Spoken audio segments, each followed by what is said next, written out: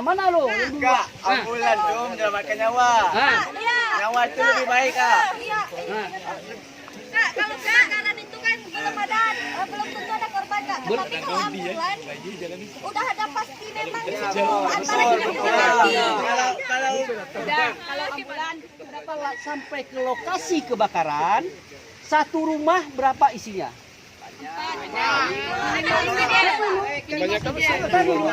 Iya kan?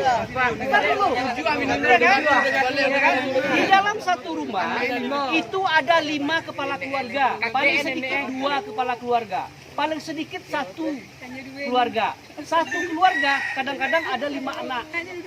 Nah, kalau pemadam kebakaran tidak kita dulukan, kalau terbakar rumah satu, maka api akan merambat ke rumah satu lagi. Bayangkan kalau ambulan kita dulukan, sementara pemadam kebakaran kita terakhirkan, berapa rumah yang akan terbakar?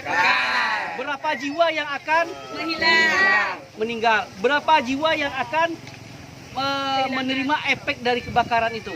Jadi kalau ada 3 iring-iringan ini di jalan raya, maka yang didulukan adalah pemadam kebakaran. Nomor 2 baru ambulan.